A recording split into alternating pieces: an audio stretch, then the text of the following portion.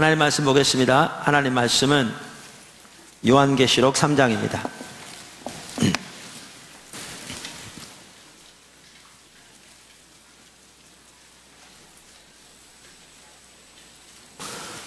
하나님 말씀은 요한계시록 3장입니다.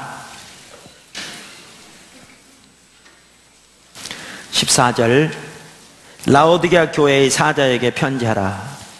아멘이시오, 충성되고 참된 증인이시오, 창조의 근본이시니가 가라사대, 내가 내 행위를 아노니 내가 차지도 아니하고 뜨겁지도 아니하도다. 내가 차든지 뜨겁든지 하기를 원하노라. 내가 이같이 미지근하여 뜨겁지도 아니하고 차지도 아니하니 내 입에서 너를 토하여 버리리라. 내가 말하기를 나는 부자라 부요하여 부족한 것이 없다 하나 내 곤고한 것과 가련한 것과 가난한 것과 눈먼 것과 벌거벗은 것을 알지 못하는도다. 내가 너를 원하노니 내게서 불로 연단한 금을 사서 부요하게 하고 흰옷을 사서 입어 벌거벗은 수치를 보이지 않게 하고 안약을 사서 눈에 발라 보게 하라.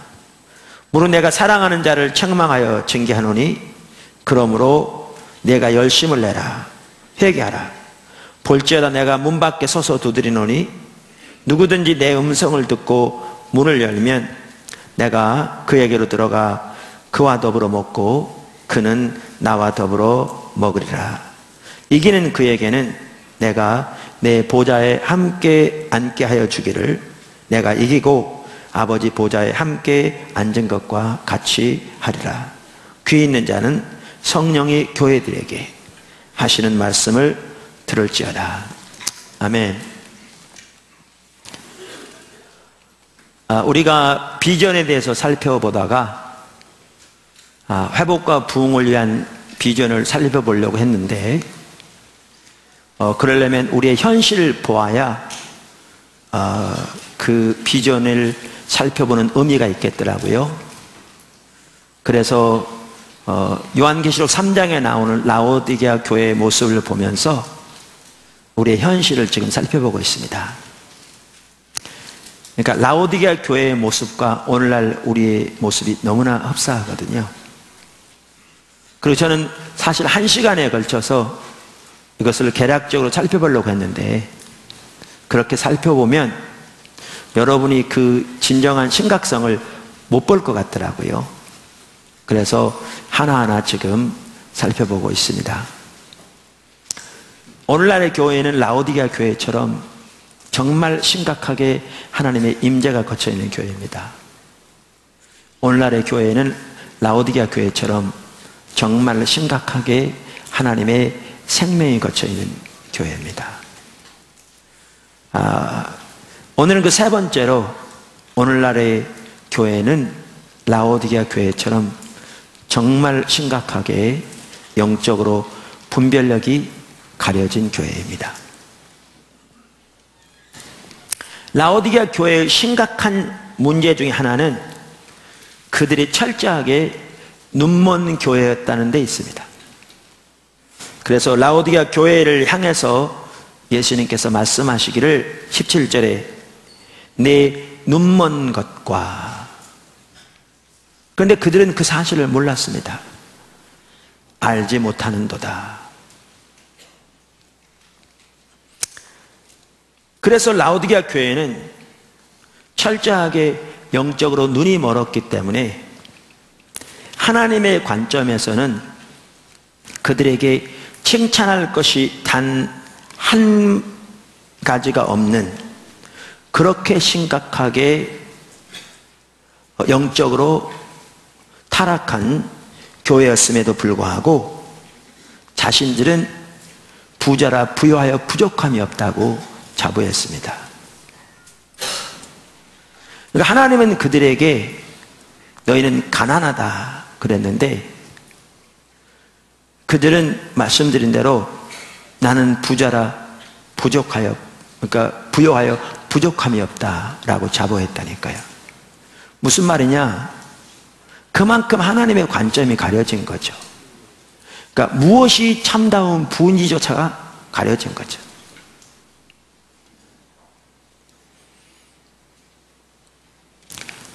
우리 신앙에서 가장 중요한 것 중에 하나가 하나님의 임재고 하나님의 생명인데, 그러한 신앙의 핵심적인 부분인 하나님의 임재와 생명이 그들에게 거쳐져 있음에도 불구하고 그들은 그 사실도 몰랐죠.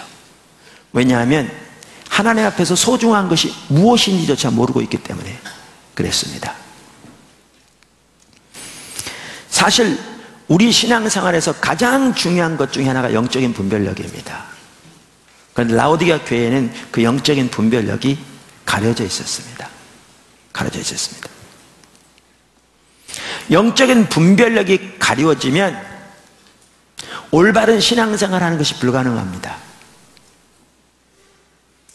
왜냐하면 올바른 신앙이 무엇인지를 모르면서 올바른 신앙생활을 하는 것은 불가능하기 때문에 그렇습니다. 바로 라오디게아 교회가 그런 상태에 있었습니다. 영적인 분별력이 어두워지면 조금 아까도 말씀드린 대로 자신이 영적인 소경이라는 사실을 모릅니다. 육신적인 소경은 자기가 소경인 걸 압니다. 그래서 어떻게 해서든 눈을 뜨기를 원하죠. 안구를 기증받든지 수술을 해서라도 눈을 뜰 수만 있다면 정말 뜨기를 원하죠. 그런데 영적인 소경은 자기가 소경인 것을 모릅니다. 그것이 무서운 점입니다. 그래서 라오디게아 교회에도 그들이 철저하게 눈이 멀었는데 그 사실을 몰랐습니다. 전혀. 영적인 분별력이 어두워지면 그 상태에서 올바른 신앙의 길로 돌이키는 것도 불가능합니다. 왜냐하면 무엇이 옳은 길인지를 모르면서 그 길로 돌이키는 것이 가능하지 않기 때문에 그렇습니다. 그만큼 영적 분별력은 중요한데 라오디게아 교회는 그 영적인 분별력이 철저하게 어두워진 교회였습니다. 이따 하나하나 살펴보면 알겠지만 여러분, 오늘날 우리들의 모습이 그렇습니다. 그러니까 정말 심각하게 우리들이 영적으로 눈멀어 있습니다. 그래서 오늘 그 부분을 우리가 볼 수 있기를 바랍니다. 정말 오늘 하나님께서 우리에게 은혜를 베푸셔서 우리의 마음 눈을 밝혀주심으로 우리가 얼마나 철저하게 영적으로 눈멀었다는 사실을 인식할 수 있게 되기를 바랍니다. 왜냐하면 그것이 보여져야 회복될 소망이라도 있기 때문에 그렇습니다. 첫째, 영적 분별력은 우리 신앙생활에서 가장 중요한 부분 중 하나입니다. 영적 분별력은 우리 신앙생활에서 가장 중요한 부분 중 하나입니다. 그 아래 작은 첫 번째, 하나님의 의도. 제가 지금부터 간단히 살펴보고자 하는 것은 제 십자가 복음 책에 있습니다. 오늘 전체적으로 보기 위해 간단히 복습하기 원하고요. 오늘 살펴보고자 하는 내용들이 사실은 여러분이 많이 아는 내용들입니다. 그러나 저는 오늘 포커스를, 초점을 영적 분별력에 두고 있습니다. 제가 여러분이 잘 아는 내용들을 살펴보므로 오히려 설교하기가 쉽습니다. 근데 그 내용들을 보면서 영적 분별력의 관점에서 그 부분을 볼 수 있기를 바라고요. 그래서 그걸 통해 저와 여러분의 오늘날 우리들의 모습을 볼 수 있기를 바랍니다. 작은 첫 번째, 하나님의 의도. 하나님의 의도는 다림줄에 맞추어 똑바로 세워진 교회. 다림줄에 맞추어 똑바로 세워진 교회입니다. 아모스 7장 7절과 8절에 보면 이 부분이 잘 나와 있습니다. 성경은 이렇게 말합니다. 또 내게 보이신 것이 이러하니라. 다림줄을 띄우고 쌓은 담 곁에 주께서 손에 다림줄을 잡고 서셨더니 내게 이르시되 아모스야 네가 무엇을 보느냐. 내가 대답하되 다림줄이니이다.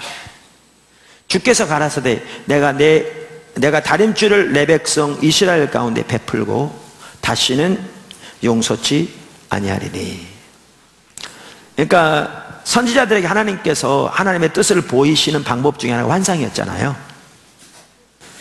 하루는 하나님께서 아모스에게 환상을 보여주십니다. 그 환상 중에 보니까 하나님이 다림줄을 잡고 서 계셨어요. 다림줄이 뭔지 아시죠? 줄이 달렸고 아래에 추가 달린. 그리고 다림줄을 잡고 서셨는데 그 옆에 그 다림줄에 맞춰 똑바로 세워진 벽이 이렇게 있었어요. 그럼 하나님 묻는 겁니다. 아모스에게. 무엇을 보느냐? 그랬더니 다림줄이 보이는데요. 그랬더니 내가 내 다림줄을 내 백성 가운데 들이우고 그들을 용서치 아니하리라. 이렇게 말씀하세요. 그럼 어디 하나님의 의도가 나오느냐? 여기 보시면 이 벽이 이스라엘입니다.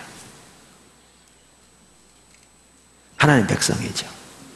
그러니까 하나님은 하나님의 백성이 하나님의 다림줄에 맞추어 똑바로 세워지길 원하십니다. 그게 하나님의 의도입니다.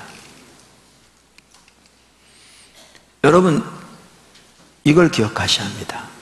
이스라엘 백성들이 실패했을 때 하나님께서 유대인과 이방인을 합하여 한 새 백성을 만드셨는데 그게 교회입니다.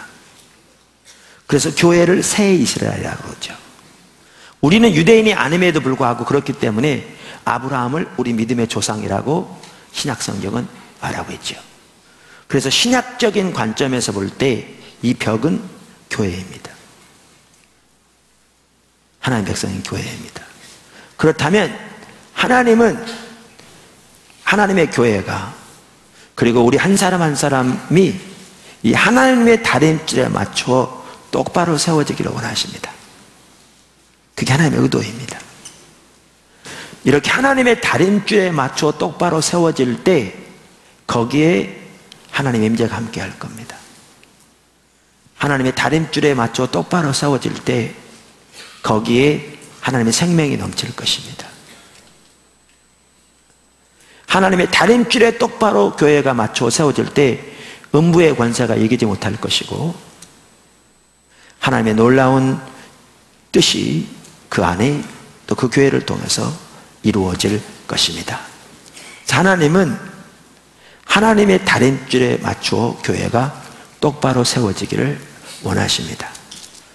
그러므로 우리는 교회가 성장하고 또 개인적으로 사업이 잘 되고 세상에 성공하고 돈을 많이 버는 것을 추구하기에 앞서서 우리의 삶과 신앙이 하나님의 다림줄에 맞춰 똑바로 세워지기를 우리 무엇보다 관심을 가지고 추구해야 합니다. 아멘. 근데 기억하실 것은 하나님께서 심판하실 때에도 하나님의 다림줄을 가지고 심판하십니다. 내가 내 다림줄을 내 백성 이스라엘 가운데 들이우고 용서치 아니하리라. 오래전에 제가 저녁 예배 설교 그 당시 할 때에 요한계시록 2장과 3장에 나오는 7개 교회를 향한 그 편지를 몇 달에 걸쳐 살펴본 적이 있습니다. 제가 설교하면서 7개 교회 모두 공통적으로 나타난 특징 중에 하나가 하나님의 관점과 사람의 관점이 다르다는 거였습니다. 그게 보이더라고요. 그러니까 시간이 많지 않기 때문에 간단하게 몇 교회만 말하면 라오디게아 교회 보십시오. 하나님의 관점에서는 칭찬 한마디 할 게 없는 그런 교회예요. 가난하고 눈멀고 벌거벗고 가련하고. 그런데 본인들은 뭐라고 생각해? 나는 부자라 부유하여 부족함이 없다. 보세요. 하나님이 이들을 보시는 관점과 이들이 자기들을 보는 관점이 얼마나 다른가 보세요. 보이시죠? 그걸 다른 말로 하면 무슨 뜻인가 하면 이들에게 하나님의 관점이 철저하게 가려졌다는 거죠. 다시 말하면 영적인 분별력이 철저하게 가려졌다는 거예요. 근데 가려진 것도 모르는 거죠. 그 다음에 사대교회 보십시오. 사도교회는 어떤 교회였어요? 내가 살았다는 이름은 가졌으나, 여기 이름이란 말은요, 명성이란 뜻이에요. 그런 뜻으로 쓰여졌어요. 그래서 영어 NIV 성경은 실제로 그렇게 번역하고 있어요. 자, 그럼 보세요. 이 교회가 살아있다는 명성을 가진 교회, 다시 말하면 살아있는 교회를 소문난 교회예요. 그럼 그 얘기는 뭐예요? 사대 지역에 있던 기독교인들 뿐만 아니라 주변 지역에 있던 수많은 기독교인들이 이 교회를 살아있는 교회라고 칭찬하는 교회였다고 말해요. 그런데 주님은 뭐라고 말씀하세요? 실상은 죽었다. 여기 보세요. 하나님의 관점과 인간의 관점이 완전히 다릅니다. 그런데 여기 보십시오. 관점이 다 다른데 그때마다 사람의 관점은 하나님 앞에서 아무런 의미가 없다는 겁니다.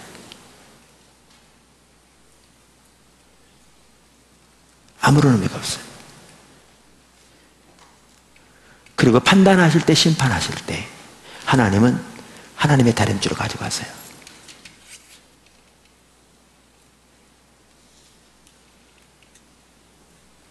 그래서 사대교회만 하더라도 남은 거 추스리라. 내가 언제 임할는지 모른다. 이렇게 말씀하시죠. 하나님이 우리를 심판하실 때에도요, 내 생각은 중요하지 않습니다. 사람들의 의견은 중요하지 않습니다. 당시의 팽배한 신앙관도 중요하지 않고요, 전통도 중요하지 않습니다. 하나님의 다림줄을 가지고 심판하십니다. 저는 하나님의 의도는 철저하게 하나님의 다림줄에 맞추어 세워진 교회입니다. 작은 두 번째, 하나님의 다림줄과 영적 분별력. 혹시 여러분들이 이 부분에 대해서 더 이렇게 자세히 알기 원하시면 제가 쓴 책 중에 영적 분별력이라는 책이 있어요. 그 책을 자세히 처음부터 끝까지 읽어보시면 이 부분을 자세히 잘 기록하고 있습니다. 그런데 저는 그 책에서도 하나님의 다림줄이란 말과 영적 분별력이란 말을 상호 교환적으로 사용하고 있습니다. 둘은 달라요. 그런데 왜 상호 교환적으로 사용하고 있는가? 밀접한 관계가 있어요. 그러면 하나님의 다림줄은 뭐냐? 하나님의 다림줄은 성경에 나와 있는 하나님의 기준을 말합니다. 그러니까 성경 66권, 이거를 정경이라고 그러거든요. 정경이란 말은 영어로 캐논이라고 그래요. 근데 캐논은 자라는 뜻이에요. 자.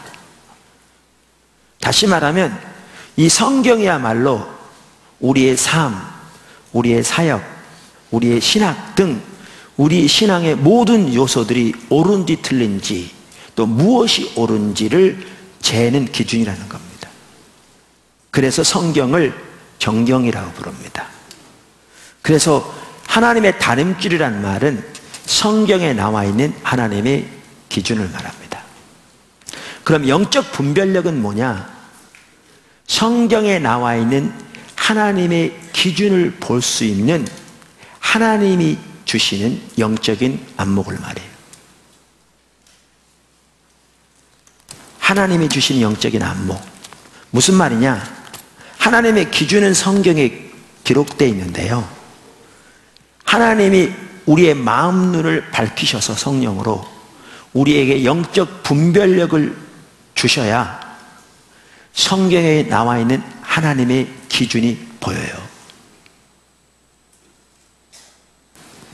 그러니까 우리에게 영적 분별력이 없으면 성경을 아무리 많이 읽어도 하나님의 기준이 안 보이는 겁니다.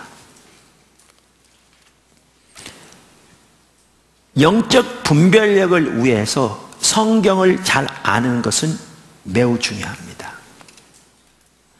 성경을 전혀 배우지 않고 연구하지 않고 묵상하지 않고 그저 자기의 체험에만 의존한다면 그건 신비주의입니다. 그건 십상 잘못되기 쉽습니다. 그래서 성경을 잘 아는 게 중요합니다. 그래서 우리가 많은 성경 공부를 여러분들에게 만들어서 여러분 참여하도록 권면하죠. 사실 우리나라 교회 중에서 지금 성경 공부를 이렇게 강조하면서 많은 성경 공부를 배설해서 거기에 참여하도록 하는 교회가 많지 않을 겁니다. 아마 프로테스탄트 따지면 전국 5% 내에 들을 거라고 생각합니다. 포도나무 교회가. 그런데 잘 들으십시오. 성경을 잘 아는 게 중요하지만 성경을 잘 아는 것만 가지고는 절대로 안 됩니다. 그 대표적인 예가 누구냐? 바리새인들입니다. 바리새인들은 성경 박사들이었습니다. 그런데 그들은 철저하게 영적으로 눈멀었습니다. 영적 분별력은 하나님과의 관계에서 나옵니다. 하나님과의 올바른 관계에 있어야 하나님께서 우리의 마음 눈을 밝히셔서 우리에게 하나님의 기준을 볼 수 있는 영적인 안목을 주시죠. 그래야 영적 분별력이 보여집니다. 그래서 영적 분별력은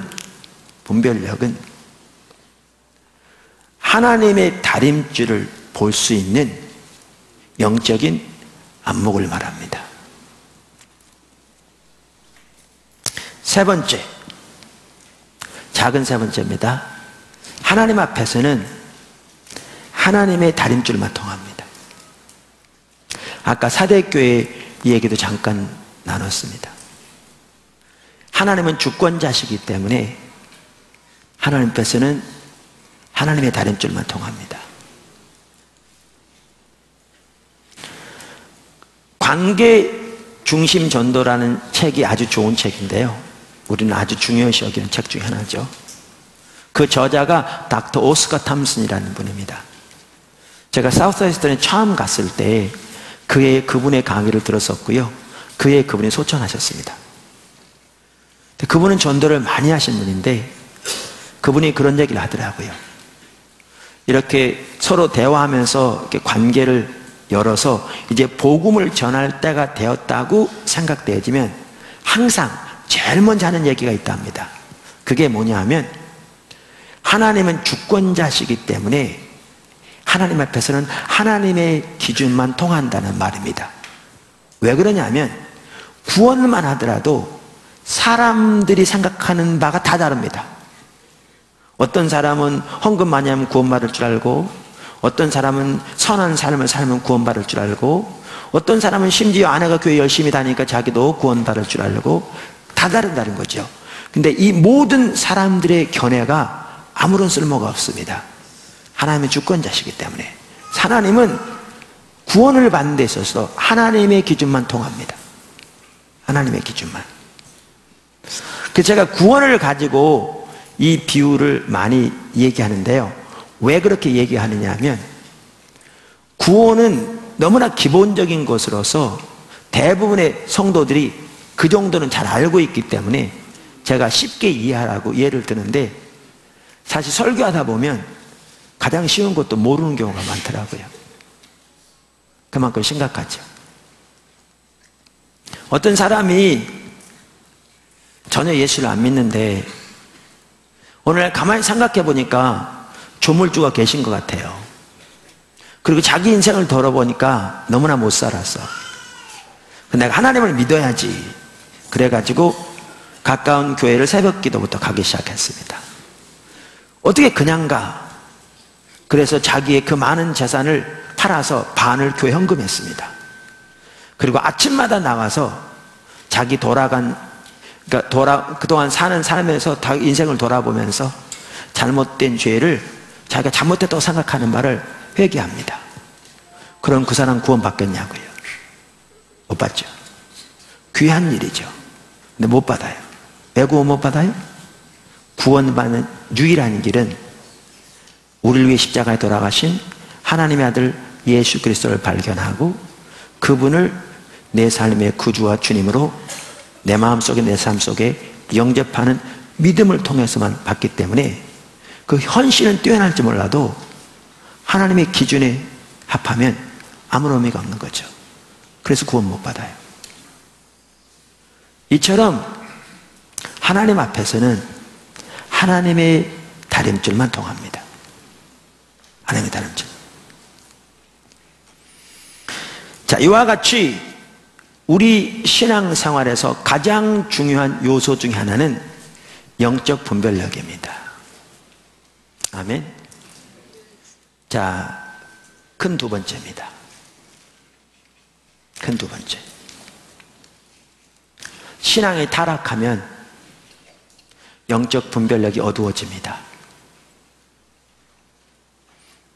신앙이 타락하면 영적 분별력이 어두워집니다. 영적 분별력이 가장 중요한데, 가장 중요한 요소 중 하나인데, 우리 신앙이 타락하면 그 영적 분별력이 어두워집니다. 이것은 어느 시대건 마찬가지입니다. 그러니까 성경을 쭉 읽어보아도 신학이 타락한 시대일수록 영적 분별력이 어두워져 있는 것을 발견할 수 있습니다. 대표적으로 이사야 시대나 예레미야 시대나 예수님 시대의 종교 지도자들에 대한 구절들을 제가 읽어보겠습니다. 이사야서 6장 9절. 여호와께서 이르시되 가서 이 백성에게 이르기를 너희가 듣기는 들어도 깨닫지 못할 것이요 보기는 보아도 알지 못하리라 하여 이 백성의 마음을 둔하게 하며 그들의 귀가 막히고 그들의 눈이 감기게 하라. 염려컨대 그들이 눈으로 보고 귀로 듣고 마음으로 깨달아 다시 돌아와 고침을 받을까 하노라 하시기로. 여기에 보시면 그들의 눈이 어두워져 있는 걸 볼 수 있습니다. 보기는 보아도 보지 못하고 듣기는 들어도 듣지 못하고. 예레미야 시대도 마찬가지였습니다. 5장 20절. 너는 이를 야곱 집에 선포하며 유다에 공포하여 이르기를 어리석고 지각이 없으며 눈이 있어도 보지 못하며 귀가 있어도 듣지 못하는 백성이여 이를 들을지어다. 보십시오. 눈이 있어도 보지 못하고 귀가 있어도 듣지 못하는 분별력이 어두워져 있습니다. 예수님 시대 바리새인들도 마찬가지였습니다. 마태복음 13장 14절 15절. 이사야의 예언이 그들에게 이루었으니 종교 지도자를 두고 하신 말씀입니다. 일러스되 너희가 듣기는 들어도 깨닫지 못할 것이요 보기는 보아도 알지 못하리라. 이 백성들의 마음이 완악하여져서 그 귀는 듣기에 둔하고 눈은 감았으니 이는 눈으로 보고 귀로 듣고 마음으로 깨달아 돌이켜 내게 고침을 받을까 두려워함이라 하였느니라. 공통적으로 뭐죠? 눈이 있으나 보지 못하고 귀가 있으나 듣지 못하고. 그래서 영적인 분별력이 어두워져 있었습니다. 자, 그러면 제가 지금부터 실례를 듭니다. 여러분이 잘 아는 구절가 있을 겁니다.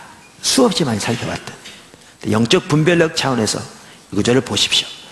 자, 이사야 시대 눈이 어두워졌다고 그랬는데 이사야서 1장을 보십시오. 이사야서 1장 10절.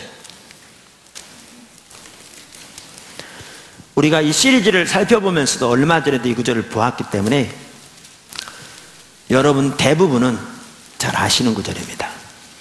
한번 보십시오. 너희 소돔의 관원들아 여호와의 말씀을 들을지어다. 너희 고모라의 백성아 우리 하나님의 법에 귀를 기울일지어다. 여호와께서 말씀하시되 너희의 무수한 재물이 내게 무엇이 유익하뇨. 나는 순양의 번제와 살진 짐승의 기름에 배불렀고 나는 수송아지나 어린 양이나 순염소의 피를 기뻐하지 아니하노라. 너희가 내 앞에 보이러 오니 이것을 누가 너희에게 요구하였느냐. 내 마당만 밟을 뿐이니라. 헛된 재물을 다시 가져오지 말라. 분향은 내가 가증히 여기는 바요 월삭과 안식일과 대로 모이는 것도 그러하니 성에 아울러 악을 행하는 것을 내가 견디지 못하겠노라. 내 마음이 너희의 월삭과 정한 절기를 싫어하나니 그것이 내게 무거운 짐이라 내가 지기에 곤배하였느니라. 너희가 손을 펼 때에 내가 내 눈을 너희에게서 가리고 너희가 많이 기도할지라도 내가 듣지 아니하리니 이는 너의 손에 피가 가득함이라.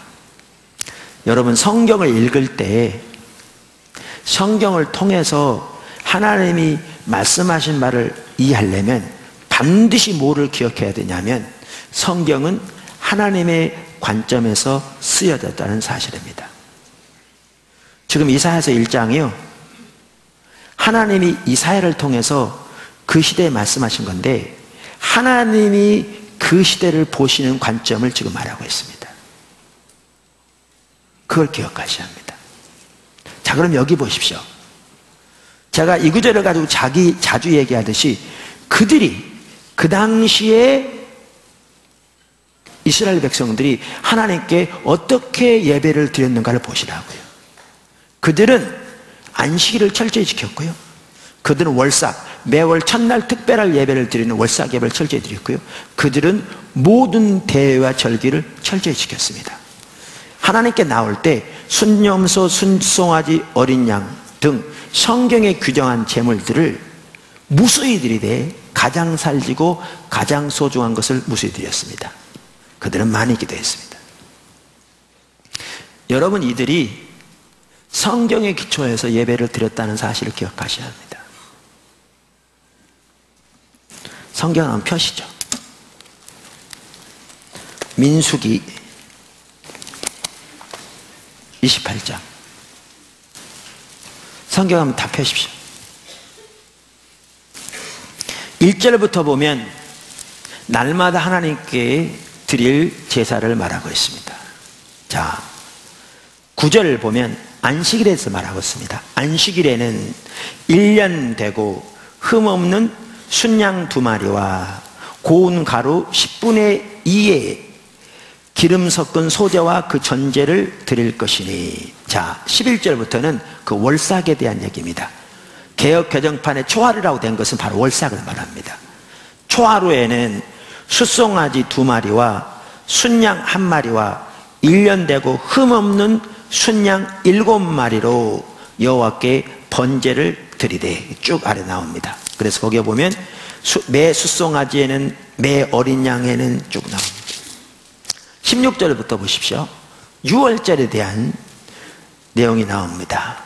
그러면서 첫째 달 14째 날은 여호와를 위하여 지킬 유월절이며, 그러면서 25절에 보면 7째 날에는 말함으로써 7일 동안 지킬 것을 말하고, 거기에서 어떻게 숫송아지, 순양, 그 다음에 이러한 제물들을 드릴 것을 말합니다. 26절부터는 77절에 대한 여기 규정이 나옵니다. 29장에 가면 7째 달 초하루에 대한 얘기가 나오고, 7절부터는 속죄일에 대한 규정이 나오고, 12절부터는 장막절에 대한 규정이 나옵니다. 자, 이렇게 나옵니다. 여러분 기억하실 것은요, 이사야 시대 이스라엘 백성들은 이 규정대로 예배드렸습니다. 성경대로. 안식일, 월삭, 그 모든 대회와 절기, 그리고 어떻게 해요? 숫송아지, 순염소, 어린 양 등 여기에 규정된 제물을 가장 살리고 가장 좋은 것들을 무수히 드렸습니다. 여기 보십시오. 그들은 자기들의 신앙에 대해서 어떻게 생각했을까요? 그 많은 예배, 그 많은 헌신, 그 많은 기도 드리고 있습니다. 그들은 자기들의 신앙을 어떻게 생각했을까요? 여러분, 이게 안 보이면요, 성경 전혀 못 보는 겁니다. 제가 일부 예배도 그런 얘기 했습니다만은, 예배에 나와서 조는 사람도 있고, 졸리니까 뒤에 가 서 있는 사람도 있고, 별로 관심이 없게 쳐다보는 사람도 있고, 여러분, 오늘날 우리요, 정말 심각하게 영적으로 눈멀어 있습니다.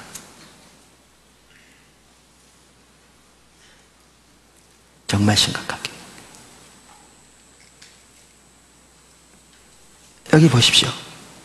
그들은 뭐라고 생각했겠냐고요. 이렇게 예배 제사 드렸는데, 특별히 그들은 성경에 기초해서 예배를 드렸는데, 그들의 예배에 대해서 뭐라고 생각했겠냐고요. 무슨 말 이해되세요? 근데 주님은 그들의 신앙에 대해서 뭐라고 말하고 있냐고요. 1장 4절에 이렇게 말하죠. 슬프다 범죄한 나라여, 허물진 백성이요, 행악의 종자요, 행위가 부패한 자식이로다. 그들이 여호와를 버리며 이스라엘의 거룩하신 이를 만홀히 여겨, 다시 말하면 멸시하고 멀리하고 물러갔도다. 아까 읽은 9절에 소돔의 백성이요 고모라의 백성이라. 여러분 이걸 보시면요, 이게 보여져야 돼요. 하나님이 이들을 보시는 관점과 이들이 전혀 다르게 이해하고 있습니다.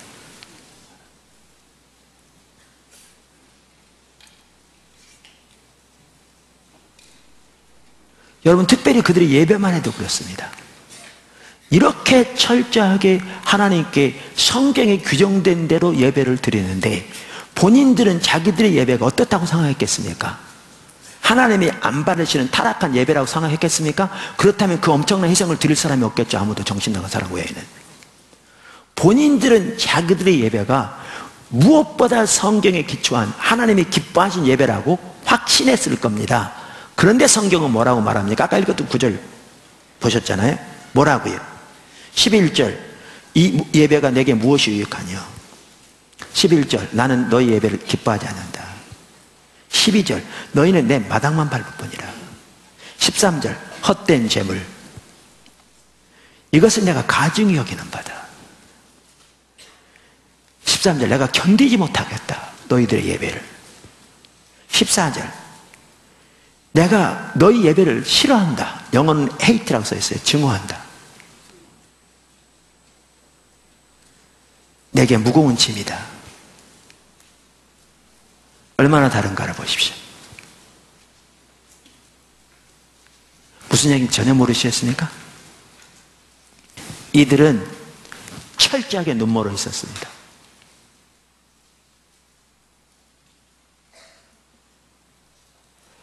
눈이 멀어 있었어요. 보기에는 보아도 보지 못하고 듣기는 들어도 듣지 못하고. 그러니까 근본적으로 하나님과 이들의 관점이 다릅니다.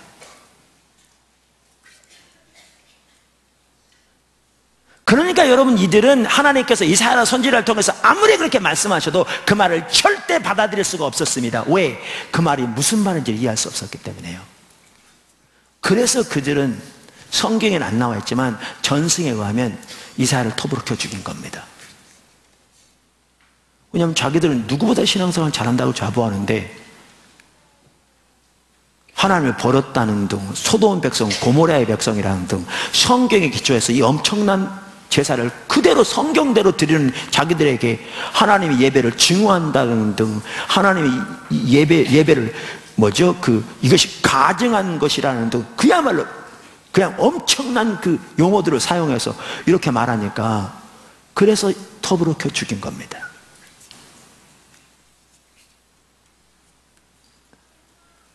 가려진 거죠.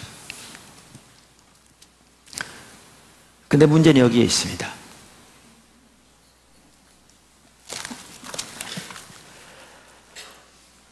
이사야, 그 당시에 사람들이 이사야를 톱으로 켜 죽였는데요. 왜 이사야서가 성경으로 받아들여졌냐면 역사가 이사야가 참다운 선지자인 걸 증명한 겁니다. 그러니까 이사야 말대로 나라가 심판을 당하고 멸망당하고 보니까 나중 시대 사람들이 이사야가 참다운 선지자였던 걸 깨닫게 된 거죠. 그리고 자기 조상들이 이사야에 나오는 하나님의 말씀처럼 하나님 버리고 멸시하고 헛된 예배를 드려서 심판이 오게 된 것을 깨닫게 된 겁니다. 그래서 이사야서가 성경으로 받아들여진 겁니다. 그래서 예수님 당시에는 구약 39권이 아직 성경, 이렇게 구약 성경으로 모아지진 않았지만, 그건 그 다음에 있었지만, 이사야서는 이미 하나님의 말씀으로 받아들여지고 있었습니다. 그럼 제 얘기 잘 들으십시오. 바리새인들은 이사야가 하나님의 말씀, 성경인 것을 믿었기 때문에 그들은 이 구절을 읽을 때 자기 조상들에 대해서 뭐라고 말해서 생각했을까요? 여러분이 아까 이사야서 1장을 읽으면서 이사야 시대 사람들이 영적으로 어떤 상태였다고 생각했습니까? 아까 그 구절 읽으면서 그런 것처럼 바리새인들도 똑같이 이사야 시대 자기 조상들이 하나님을 버렸고 하나님을 멸시하고 물러갔고 소돔과 고모라의 백성과 같았고 하나님이 그들의 예배를 증오하시고 그들의 예배가 하나님 정말 싫어하시고 하나님 앞에 무익한 가증히 하나님이 여기는 그러한 타락한 예배를 드렸던 것을 당연히 알았겠죠. 왜? 성경에 써 있으니까. 그러면서 그들은 그렇게 설교했을 겁니다. 우리의 조상들이 타락해서 이렇게 하나님을 버리고 멸시하였으므로 하나님의 심판이 우리 조상들에게 임했습니다. 그들은 정말 많이 설교했을 겁니다. 그 하나님 앞에 타락한 예배를 드려서 하나님이 그 예배를 받지 않으시며 심판을 내리셨을 겁니다. 그렇게 설교했을 겁니다. 근데 제 얘기 잘 들으십시오. 그렇게 설교하면서 바리새인들은 자기들이 자기 조상들과 똑같이 영적으로 그런 상태에 있으며 그들의 예배가 그런 상태에 있다고 꿈이나 생각했겠습니까? 무슨 말인지 모르시겠습니까?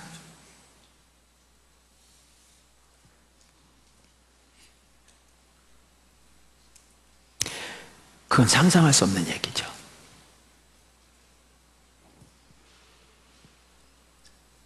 근데 하나님은 뭐라고 말씀하시는데?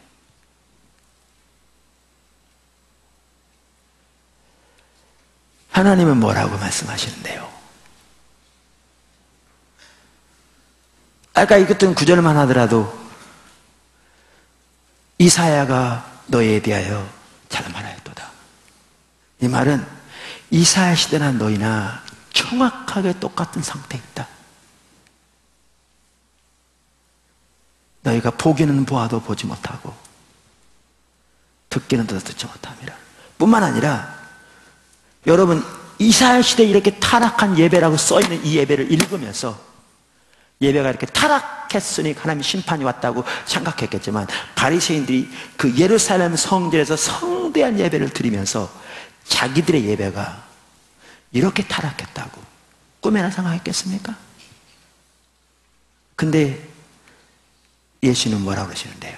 마태복음 15장에 보면 구체적으로 그들의 예배에 대해서 말하면서 이사야가 너희에 대하여 잘 말했도다. 너희가 입술로는 나를 존경하되 그 마음은 내게서 멀도다. 사람의 교훈으로 가르치니 나를 헛되이 경배하는도다. 예수님께서 예루살렘 성전에 들어가셔서 채찍을 만들어 짐승을 쫓아내시며 하신 말씀이 너희는 내 아버지의 집을 강도의 굴로 만들었다고 하는데 그게 예레미야 7장에서 나오는 말을 인용하는 겁니다. 이 얘기는 바리새인들의 예배가 이사야 시대와 예레미야 시대의 예배와 이만큼도 다를 바가 없었다는 겁니다. 근데 그 당시에는 예레미야서 이사야서가 성경으로 쓰여졌고 그 성경에 보면 저들의 예배가 타락해서 하나님이 심판하셨다고 써 있으니까 자기 조상들의 예배는 타락한 걸 알면서 자기들의 예배가 똑같은 상태에 있으면서도 그렇게 똑같은 상태에 있는 것을 이만큼도 상상하지 못했습니다. 왜요? 눈이 멀었기 때문에 그렇습니다. 눈이 멀어서.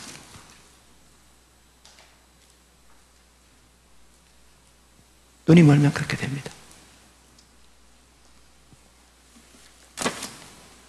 좀 더 구체적으로 얘기해 볼까요? 여러분 십자가 복음에 다 나온 얘기들입니다. 여기저기. 사실 많은 여러분들이 안다고 생각하지만 전혀 모릅니다.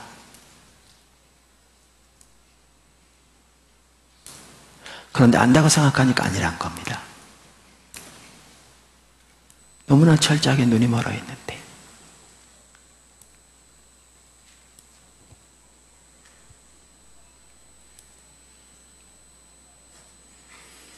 여기 보십시오. 로마서 2장 17절부터 보십시오. 사도 바울이 이렇게 기록합니다. 20절까지 유대인이라 불리는 내가 율법을 의지하며 하나님을 자랑하며 율법의 교훈을 받아 하나님의 뜻을 알고 지극히 선한 것을 분간하며 맹인의 길을 인도하는 자여 어둠에 있는 자의 빛이요 율법에 있는 지식과 진리의 모본을 가진 자로서 어리석은 자의 교사요 어린아이의 선생이라고 스스로 믿으니. 자, 제가 왜 이 구절을 읽었느냐 하면요, 이게 서기 55년에 쓰여진 거거든요. 그 당시에 유대인들, 종교 지도자들이 어떻게 생각했는가를 기록하고 있어요. 자기들에 대해서. 예수님이 사역하신 게 불과 한 25년 전이니까 이 구절을 보면 예수님 당시의 종교 지도자들이 자기들을 어떻게 생각했을까를 추측해 볼 수 있어요. 그러면 그들이 이렇게 생각했습니다. 율법 안에 지식과 진리의 모본이 들어있으니까 그것으로 자기들이 교훈을 받아서 자기들은 누구보다 하나님 뜻을 잘 알고, 그래서 자기들이야말로 영적으로 눈먼 자들을 위한 인도자요, 영적으로 깜깜한 어둠 가운데 있는 자들을 위한 빛이요, 자기들을 영적으로 어리석고 어린아이를 위한 랍비라고 믿었어요. 이들에게 하나님을 아십니까? 라고 물으면 그들은 뭐라고 대답했을까요? 본인들은 정말 하나님을 잘한다고 자부했을 겁니다. 잘 들으십시오. 여기 잘 들으십시오. 그래서 그들은 호세아 4장 6절 같은 경우를 많이 설교했을 겁니다. 무슨 구절인데요? 내 백성이 지식이 없으므로 망하는도다. 네가 지식을 버렸으니 나도 너를 버려 내 제사장이 되지 못하게 할 것이요, 네가 내 하나님의 율법을 잊었으니 나도 내 자녀들을 잊어버리리라. 이 구절을 누구보다 잘 알았을 겁니다. 어쩌면 그들은 이 구절을 가지고 많이 설교했을 겁니다. 하나님을 아는 지식이 가장 중요한데 우리 조상들이 하나님을 아는 지식을 버려 하나님이 우리 조상들을 버렸습니다. 우리 조상들이 율법을 잊어 하나님이 그 자녀들을 잊어버리셨습니다. 그래서 우리나라에 심판이 왔습니다. 이렇게 설교했을 겁니다. 근데 그들은 누구보다 율법을 잘 아는 자들인데 자기들이 그들과 똑같은 상태에 있다는 것을 이만큼이나 생각했을까요? 무슨 말인지 모르셨습니까? 그건 상상할 수도 없는 얘기죠. 그건 상상할 수 없는 얘기예요. 근데 주님이 그들에게 뭐라고 말씀하셨는데요? 주님이 이들에게 뭐라고 말씀하셨는데요? 주님이, 예수님이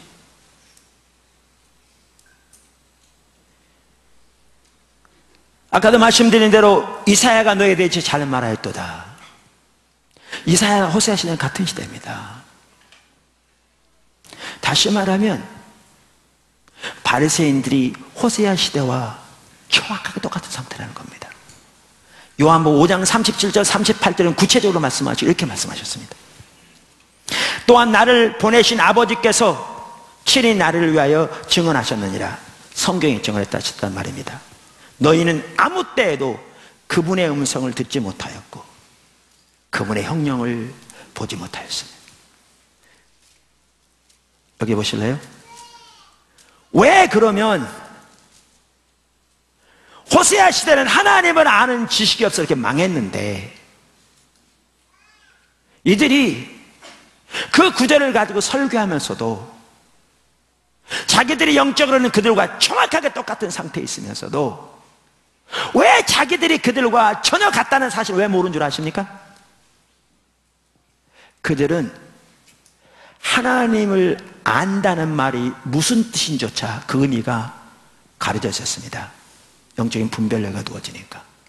다시 말하면 그들은 율법적인 지식이 뛰어나니까 누구보다 하나님을 잘한다고 자부했지만 하나님이 말씀하시는 하나님을 안다는 것은 율법적인 지식을 말하는 게 아니라 율법적인 지식은 너무너무 중요하지만 그 토대 위에서 살아계신 인격체신 하나님 그분을 아는 건데 바리새인들은 그분의 음성을 한 번도 들어본 적이 없고 그분의 형령을 한 번도 본 적이 없고 그분의 마음과 의도는 전혀 알지 못하고 그분의 길은 전혀 알지 못하는, 그래서 하나님의 관점에서는 정확하게 이들이 이사야처럼 하나님을 아는 지식이 없어 멸망하고 있는데 그들은 똑같은 상태에 있으면서도 눈이 가리워 그 말이 무슨 뜻인지조차 모르니까 자기들이 하나님을 아는 지식이 없어 멸망하고 있다는 사실조차도 깨닫지 못했습니다.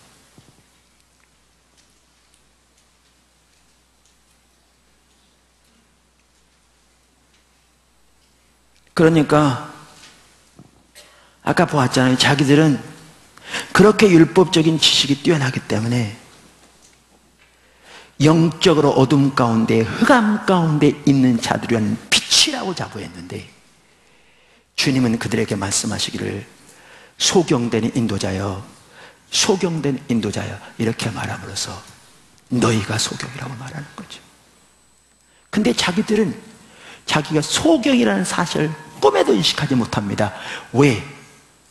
성경이 말하는 하나님의 관점이 무엇인가를 이만큼도 알지 못하고 있기 때문에.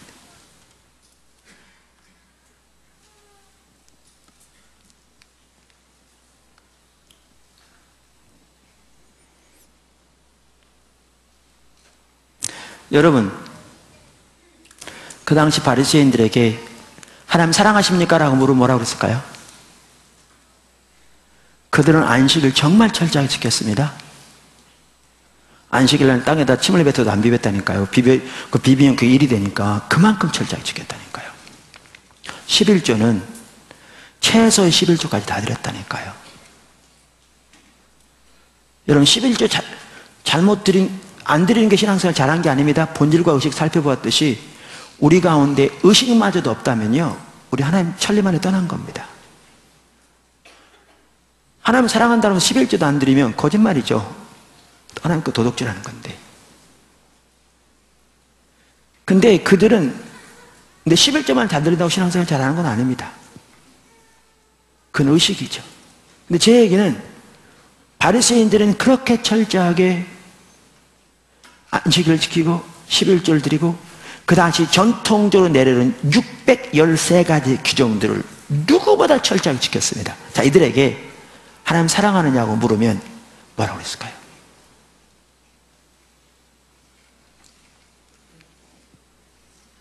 잘못만 했으면 여러분 뺨 맞았을 겁니다. 근데 주님은 그들에게 뭐라고 말씀하셨는데요?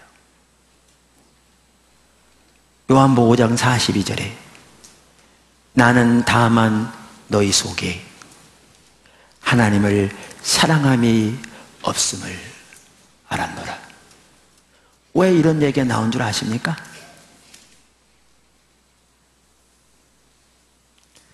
여러분, 쉐마라고 그러죠. 우리가 들으라 이스라엘아, 여호와는 오직 하나의 신 여호와시니 너희는 마음과 뜻과 성품을 다하여 주 내 하나님을 사랑하라. 이게 가장 큰 계명으로 그 시대도 받아들여지고 있었습니다. 그래서 바리새인들이 예수님이 질문할 때 예수님이 그 답변하시니까 잘했다고 그랬고, 예수님이 그들에게 질문할 때 그들이 그렇게 답변했고요. 제가 영국의 런던에 사역을 가서 런던 다운타운에 보면 감리교 센터가 있어요.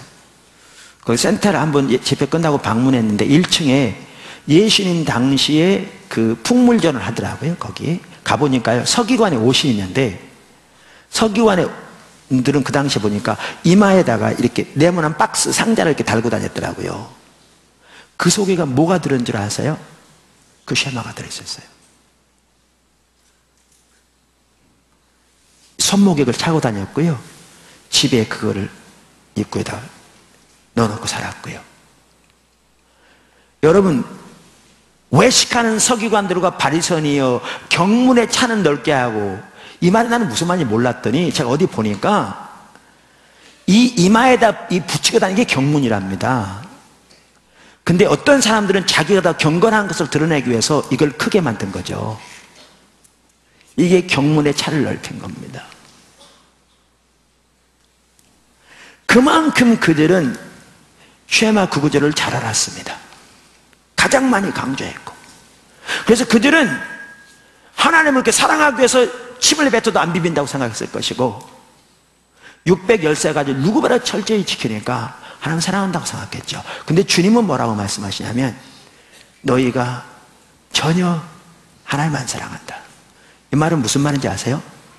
그들은 성경 구절을 그렇게 많이 잘 알면서도 가장 기본적인 하나님을 사랑한다는 말이 무슨 뜻인조차가 가려져 있었습니다. 여러분, 오늘날 대부분의 성도들이 그렇습니다. 그저 종교적인 의식 몇 가지 하면 그걸 하나님 사랑한 거라고 생각합니다. 그렇게 했으면 바리새인들은 우리보다 수백 배는 사랑했는데 눈이 가려져 있습니다.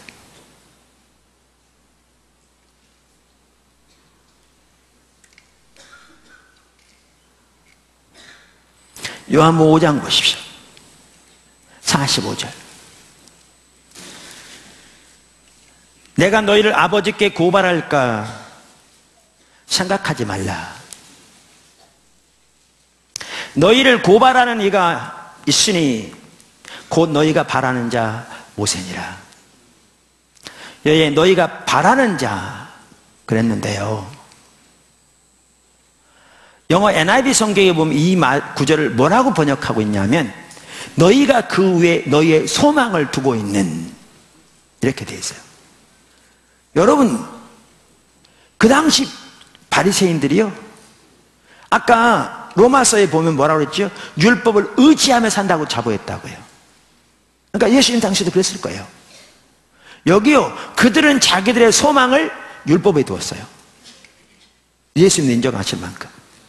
요한복음 5장 바로 그 위에 보시면 너희가 성경에서 영생을 얻는 줄 생각하고 성경을 상고하거니와, 그러니까 그들은 율법에서 영생을 얻는 줄 생각하고 영생을 얻기 위해서 율법을 상고하고 묵상하고 공부할 정도로, 예수님을 연구할 정도로, 그 정도로 율법을 소중히 여겼습니다. 이해하십니까? 그들에게 율법을 믿으십니까? 라고 물으면 뭐라고 그랬을까요? 무슨 말이 감이 안 오십니까? 여러분, 성경을 믿습니까? 이걸 믿음이라고 말씀하신다면 그 당시 바리새인들은 그토록 율법을 소중히 여겼는데 그들에게 율법을 믿으십니까? 라고 물으면 그들은 뭐라고 그랬을까요? 그건 말할 것도 없죠. 근데 주님이 뭐라고 그러십니까? 예수님이, 하나님이, 그 다음 절, 모세를 믿었더라면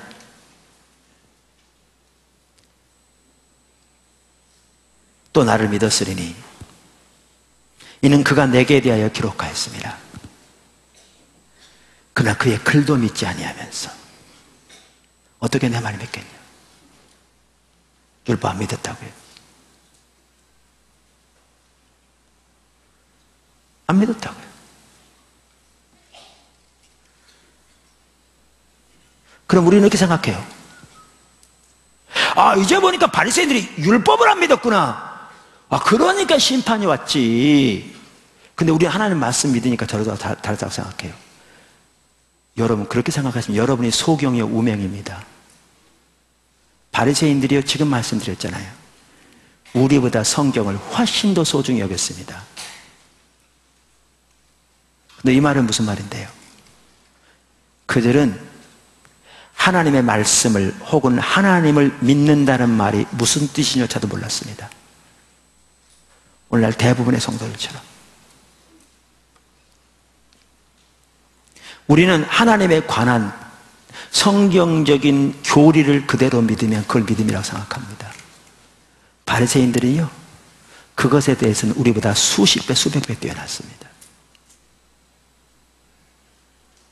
그런데 그렇게 믿는 게 중요하지만 성경이 말하는 믿음은 그거 아닙니다. 성경이 말하는 믿음은 인격체신 하나님을 신뢰하는 겁니다. 그리고 하나님을 신뢰하려면 그분을 알아야 합니다. 제가 쉽게 물어볼게요. 여러분, 하나님 살아계신 거 믿습니까?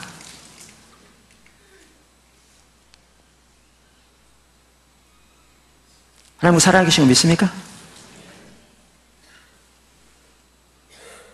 제가 자주 하는 얘기입니다. 여러분, 하나님 앞에, 이 땅 떠나면 하나님 앞에 설 거 믿으십니까? 우리가 하나님 앞에 서면 이 땅에 사는 것으로 선악간의 심판을 받을 거 믿으십니까?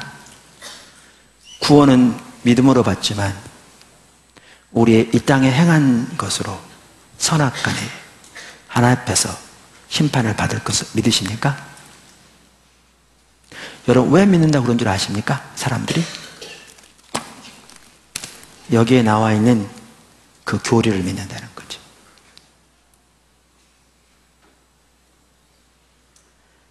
제가 지금 말씀드린 것은 신학대학 가서 박사학위를 받아야 알 수 있는 내용이 아니고 오늘 예수를 믿어도 알 수 있는 기본적인 내용을 말한 건데, 많은 사람들이 믿는다고 말한 것은 여기에 나와 있는 그 교리를 믿는다는 거죠. 제 얘기 잘 들어보십시오. 우리가 그 세 가지만이라도 진짜로 믿으면 절대 이렇게 안 삽니다.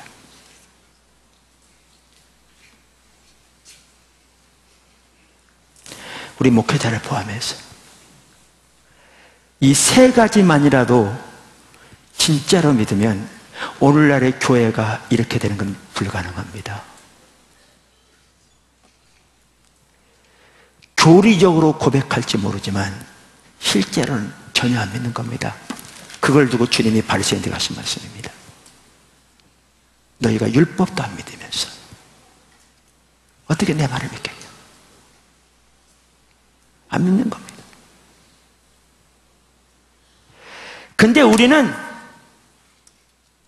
근데 바리새인들은 믿음이 가장 기본적인 건데 믿음이라는 것이 무엇을 의미하는지조차 가려져 있었기 때문에 자기들이 믿음이 전혀 없으면서도 믿음이 없는 것조차 몰랐습니다. 제가 나누는 거요, 하나님을 아는 것, 하나님을 사랑하는 것, 하나님 말씀을 믿는 것, 혹은 하나님을 믿는 것, 이거는 우리 신앙의 ABC에 해당하는 겁니다. 가장 기본적인 겁니다.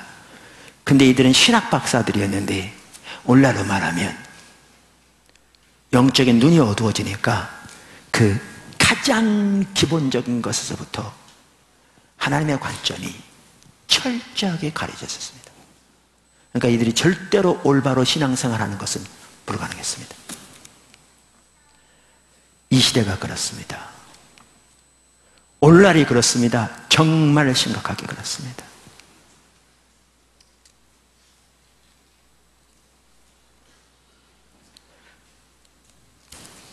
이사야 시대요, 눈이 멀었습니다. 근데 사실 그래요. 제가 율법주의 설교하면서 엘리 시대를 말하잖아요. 신앙이 타락의 심판용 시대. 여러분, 엘리 시대에 어떤 일이 일어났다는 걸 알았더라면요, 이사야 시대는 자기들의 모습을 볼 수 있었어요. 근데 똑같은 상황에 있었으면서도 엘리 시대가 잘못된 건 알았으면서 그게 자기 모습인 걸 몰랐어요. 왜냐하면 눈이 멀었기 때문에요. 예레미야 시대에는 엘리 시대도 알고 이사야 시대도 알았지만 그들이 잘못된 건 알았겠죠, 성경의 전승에 의하면. 근데 자기들의 모습이 그런 것은 이만큼도 몰랐어요. 똑같이 눈이 멀었기 때문에요. 말라키 시대, 예수님 시대 이전 다 알았어요. 여러분, 오늘날이요, 우리는 바리새인들이 잘못된 것도 알아요. 신약에 써 있으니까. 근데 눈이 어두워지면 우리가 똑같은 상황에 있으면서도, 심지어 그들보다 더 훨씬 못한 상황에 있으면서도 그게 우리들의 모습인 것을 이만큼도 몰라요. 왜냐하면 눈이 멀어지니까. 그러니까 이런 거죠. 아까 그런 구절 읽으면 이제 보니까 바리새인들이 성경을 안 믿었구나, 율법을. 그러니까 심판이 오지. 그러면서 우리는 하나님 말씀 믿으니까 저러다가 다르다고 생각해. 그 말이 무슨 말인지 모르는 거죠. 눈이 멀어서.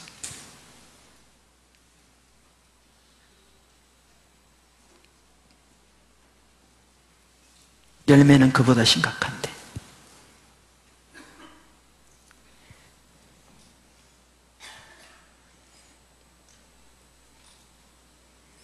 이처럼 신앙이 타락하면 어느 시대건 영적인 분별력이 어두워집니다. 분별력이 어두워집니다.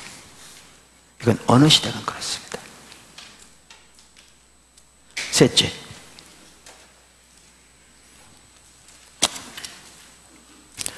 영적인 분별력이 어두워지면 참다운 신앙생활 하는 것은 불가능합니다.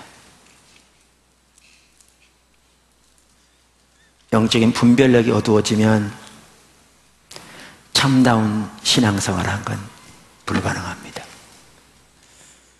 여러분, 우리 신앙은 철저하게 하나님의 다른 줄에 합한 삶이라고요. 하나님의 기준. 근데 그 기준이 어두워졌어요. 기준이 뭔지 몰라. 분별력이 가려워지니까. 그런데 어떻게 그 기준에 합한 삶을 살겠습니까? 무엇이 참다운 신앙인지를 모르는데 어떻게 참다운 신앙생활을 하겠습니까? 불가능합니다. 선교관 지어서 우리 이번 주에 입당 예배 드린다고 말씀드렸잖아요. 선교관 짓기 전에 혹시 가보셨죠? 그냥 그 밭 이렇게 지으려면 뭐부터 해야 되냐면요, 측량부터 해야 합니다.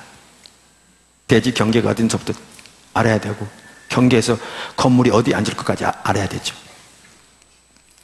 제가 본의 아니게 건축을 교회 여러 번 하다 보니까 측량 이렇게 하는 걸 여러 번 봤어요. 요즘은 측량을 GPS로 합니다. 그래서 훨씬 정확합니다. 근데 아무리 GPS 해도요, 기준점이 있어야 돼요. 지금은 다시 포장해버려서 없어질 것 같습니다만, 교회 옆에 보면 그전 때 이렇게 못을 박아놓은 데가 있었어요. 그게 지적공사에서 기준점으로 박아놓은 겁니다. 이 지역에 측량할 때는 거기서부터 시작하려고. 그럼 그 기준점에 오면 측량대를 그 위에다 앉혀놓고요, 요즘 같은 그야말로 과학이 발달할 때도 다른 줄을 내려서 정확하게 그 지점에 올라오게 합니다. 그리고 거기서부터 출발합니다. 근데 보십시오. 만약에 선교관을 짓는데 이 다른 줄도 없고, 그래서 대강 측량을 할 뿐만 아니라 측량하는데 자가 없어. 그리고 설계도는 잘 나와 있는데 그걸 잴 수 있는 자가 없어. 그래서 건물을 지었다면 건물이 어떻게 됐겠습니까? 저거 다 때려 부셔야죠. 나무집에도 막 들어가 있을 것이고,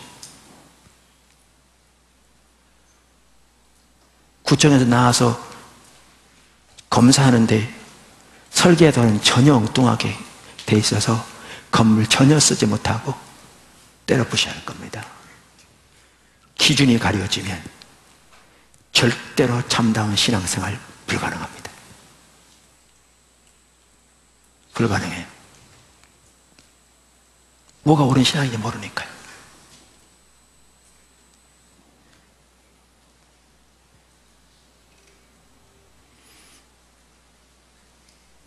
그러니까 하나님께서 하나님의 말씀을 통해서 저들에게 아무리 돌아오라고 외쳐도 돌아갈 수 없습니다.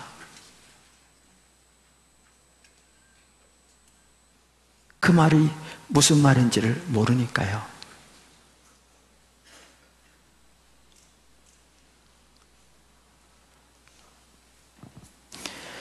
여러분, 우리가 신앙생활을 올바로 하기 위해서는 반드시 알아야 할 영적 법칙이 하나 있다고 그랬죠. 많은 것 중에. 그게 뭐라고요? 하나님과 함께하면 하나님도 함께 하신다. 반대로 하나님 버리면 하나님 버리신다. 살펴봤잖아요. 그죠?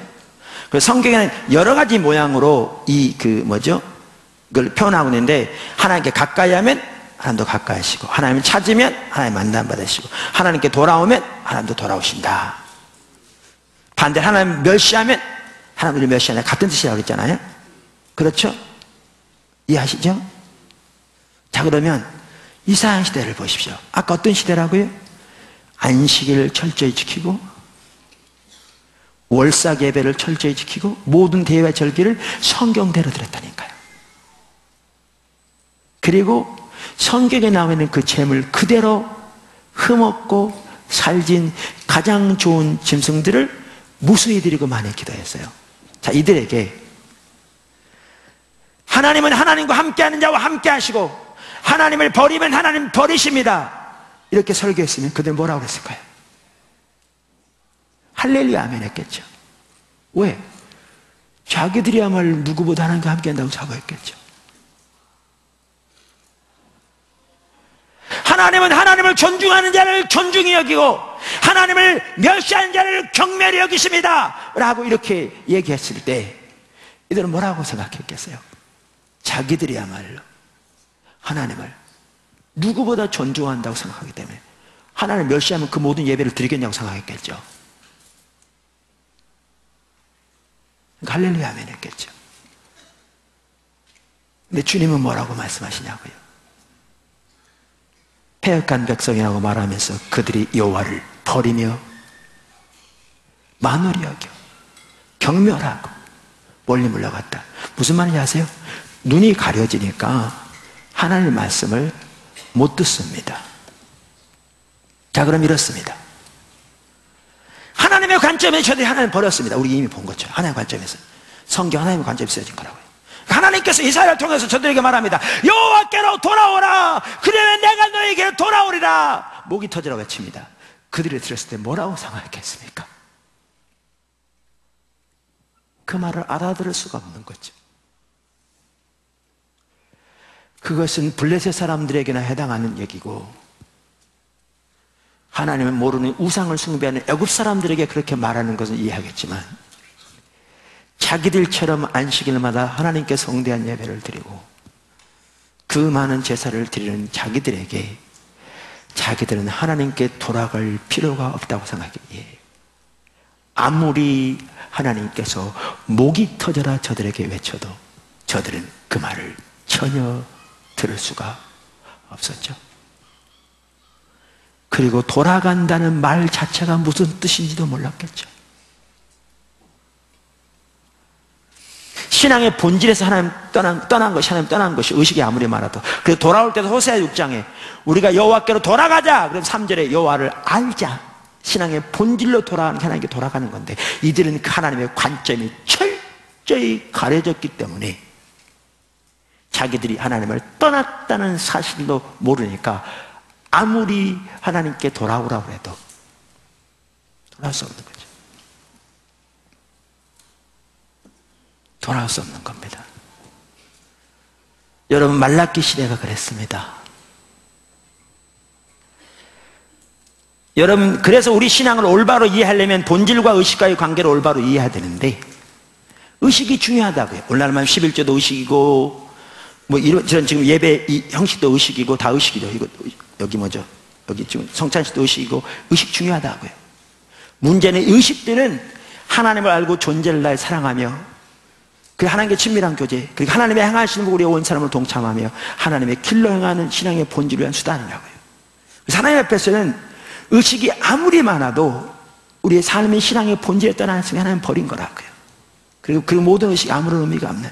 그리고 하나님께 그래서 본질에 떠난 게 하나님 떠난 것이고 돌아가는 것도 본질로 돌아가는 것이고. 그런데 의식마저 우리에게 없다면 그건 벌써 오래전 하나님 떠난 거라고요. 여러분, 이스라엘 시대는 의식은 많았지만 바리새인들은 의식은 많았지만 그 삶의 신앙의 본질에 떠나니까 그 모든 의식이 아무런 의미가 없었는데 말라기 시대는 의식마저 사라져가는 시대였습니다. 그래서 병든 거, 저는 거, 눈먼 거. 그런데 눈이 어두워지면 그걸 못 봅니다. 못 봅니다. 이게 두려운 겁니다. 말라기 1장 6절 내 이름을 멸시하는 제사장들아. 제사장들로부터 하나님 멸시했습니다. 하나님 멸시했단 말은 다른 말로 하면 하나님 버렸다는 겁니다. 벌써 그들에게는 본질에 떠난 지는 오래됐고요. 지금 의식마저 사라지고 가고 있는 상황이었습니다. 그들은 하나님을 뭐라고 불렀습니까? 내가 너희의 아비일진데 내가 너희의 주인일진데 하나님을 아버지 주님으로 불렀으면 우리가 하는 것처럼 아버지 주여. 근데 하나님을 멸시하는 자리에 있었는데 1장 6절은 뭐라 그러죠? 우리가 어떻게 주의 이름을 멸시하였나이까 하는도다. 의식마저 사라져가는 상황인데 자기들이 하나님을 버렸다는 사실조차 모르고 있습니다. 분별력이 가려지면 못 봅니다. 여러분, 오늘날 이 시대요 본질에 떠난 건 너무너무 오래됐고요 의식마저 사라져고 있는 게 지금 한국교회입니다. 근데 우리가 하나님을 버리고 멸시하고 있다는 사실을 전혀 인식하지도 못하고 있습니다. 그 말이 무슨 뜻인지를 모르기 때문에. 그 말라기 시대 하나님이 3장 7절에 이렇게 말씀하십니다. 만군의 여호와가 이르노라 내가 너희 조상들의 날로부터 너희가 나의 규례를 떠나 지키지 아니하였도다. 그런즉 내게로 돌아오라. 나도 너희에게로 돌아가리라 하였더니 너희는 이르기를 우리가 어떻게 하여야 돌아가리까 하는도다. 보십시오.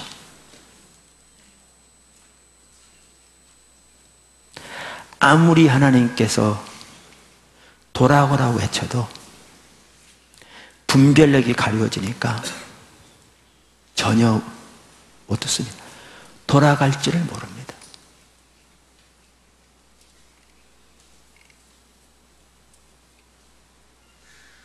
돌아갈지를 모릅니다.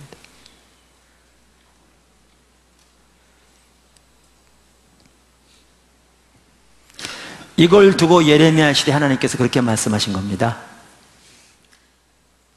예레미야 7장 13절 여호와의 말씀이니라 이제 너희가 그 모든 일을 행하였으며 내가 너희에게 말하되 새벽부터 부지런히 말하여도 듣지 아니하였고 너희를 불러도 대답하지 아니하였느니라. 그래서 심판이 올 걸 말씀하시죠. 25절 너희 조상들이 애굽 땅에서 나온 날부터 오늘까지 내가 내 종 선지자들을 너희에게 보내되 끊임없이 보내었으나 너희가 나에게 순종하지 아니하며 귀를 기울이지도 아니하고 목을 곱게 하여 너희 조상들보다 악을 더 행하였느니라. 우리가 이 구절을 보면요, 우리 이렇게 생각해. 야, 참 그 시대가 타락했구나. 아니, 하나님이 새벽부터 외쳐도 귀도 안 기울였대. 선지자를 보내었을 때 저들이 귀도 안 기울였대. 콧방귀 꼈대. 그러니까 심판이 올 거라고. 그럼 우리는 이래요. 야, 정말 이러니까 심판이 오지. 근데 여러분 이거 아십니까? 우리가 이미 살펴본 대로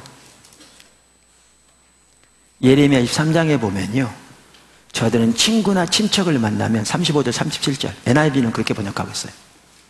친구나 친척을 만나면 하나님의 응답이 뭐냐, 주님이 뭐라고 말씀하셨냐, 그렇게 묻는 것이 그들의 삶의 패턴이었습니다. 모든 성경은 똑같이 번역하는데요, 예레미야 12장 2절에는 저들이 입술은 죽게 가까우나, 이 말을 NIV는 이렇게 번역해요. 하나님, 저들의 입술에는 항상 하나님이 있습니다. 이 말은 무슨 얘기인 줄 아세요? 저들이 입만 벌리면 하나님 얘기했다는 거예요. 그러면 그렇게 사모하는 그들이 하나님이 말씀하시면 이렇게 하겠습니까? 근데 이 말은 무슨 말인지 아세요? 하나님이 예레미야를 통해서 아무리 말씀하셔도 그들은 그것이 하나님의 음성인지조차 몰랐어요. 이사야 시대처럼. 그 말이 무슨 뜻인지조차 몰랐어요. 어떻게 돌아갈 것도 몰랐어요. 그러니까 그들이 돌아가는 것은 불가능했습니다. 불가능했습니다. 보여지지가 않는데, 깨달아지지가 않는데, 눈이 멀었는데, 그래서 못 돌이킨 겁니다.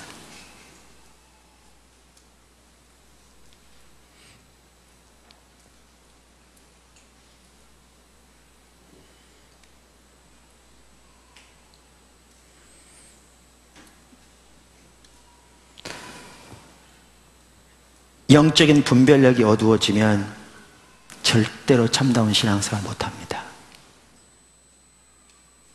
못합니다. 네 번째, 다섯 번째는 간단히 말씀드리고 마치겠습니다. 영적인 분별력이 어두워지면 자기 영적인 분별력이 어두웠다는 사실을 모릅니다. 이게 제일 무서운 것 중에 하나입니다. 여러분, 이사야 시대는 자기들이 눈먼 것을 몰랐고요, 예레미야 시대도 자기들이 눈먼 것을 몰랐고요, 말라기 시대도 자기들이 눈먼 것을 몰랐고요, 엘리 시대도 자기들이 눈먼 것을 몰랐고요, 예수님 시대의 종교 지도자들도 자기들이 눈멀었다는 사실을 몰랐고요, 라오디게아 교회도 자기들이 눈멀었다는 사실을 몰랐습니다. 신약이건 구약이건 어느 시대건 영적으로 눈이 멀면 눈멀었다는 사실을 모릅니다. 이게 두려운 점입니다.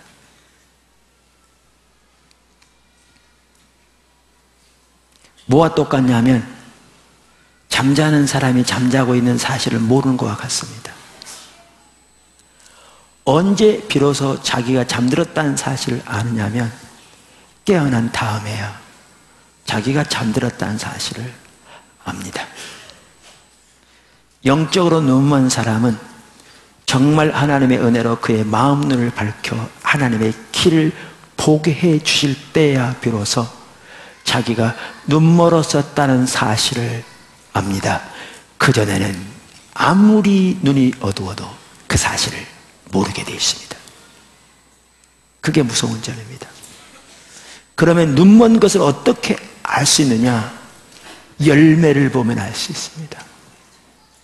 그래서 우리의 열매를 보면 오늘날 정말 심각하게 눈멀은 상태에 있는 것을 분명하게 볼 수 있음에도 불구하고 사람들은 그것의 가능성조차 생각지도 않습니다. 그만큼 중심이 잘못되어 있습니다.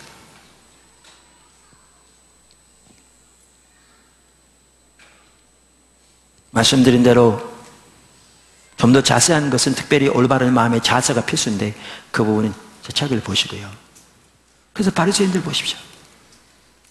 하나님이 그들에게, 예수님이 그들에게 말씀하시기를 소경된 인도자여, 소경된 인도자여 그러시는데 그들은 자기들을 어둠 가운데 있는 자들을 위한 빛이라고 잡아온 거잖아요.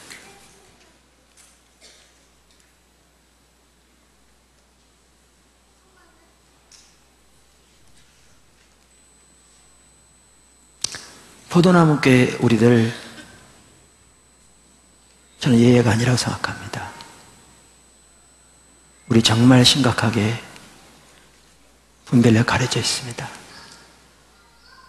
그 열매들이 여기저기서 나타나고 있습니다. 제가 교회가 급성장했다고 할까?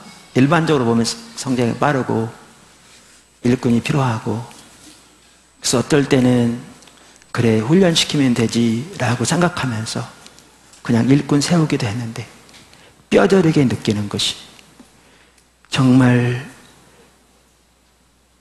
일꾼 세우는 거 조심해야 할 걸 느낍니다.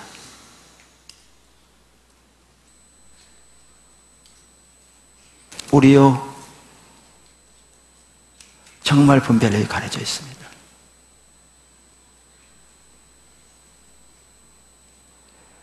마지막으로 다섯 번째,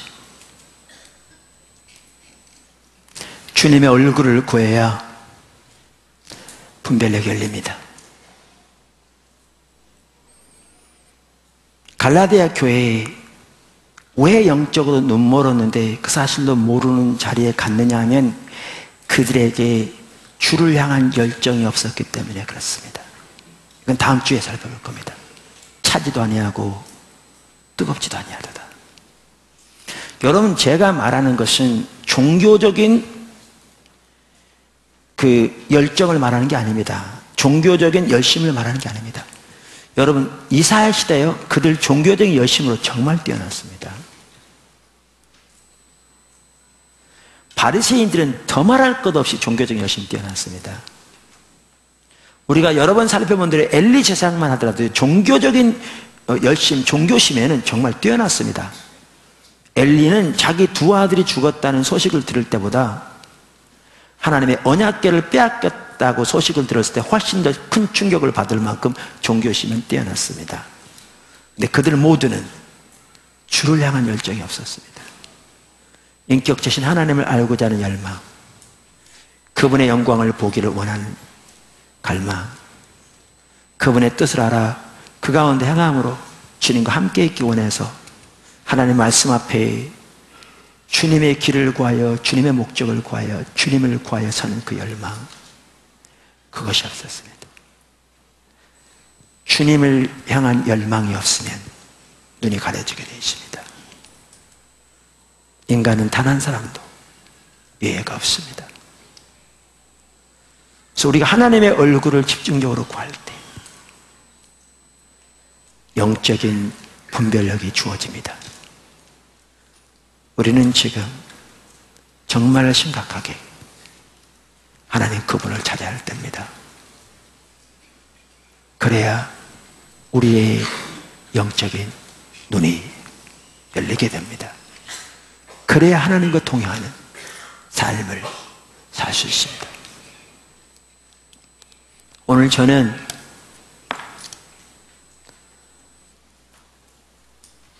영적인 분별력이 어두워진 교회의 모습을 살펴보았습니다. 여러분이 볼 수 있다면 이 시대가 얼마나 심각하게 눈먼 시대인가를 볼 것입니다. 그게 전혀 안 보였다면 여러분은 정말 더 심각하게 눈이 멀어 있는 겁니다. 하나님께서 우리에게 정말 자비와 은혜를 베푸셔서 우리의 영적인 눈을 열어주시기를 소원합니다. 기도하겠습니다.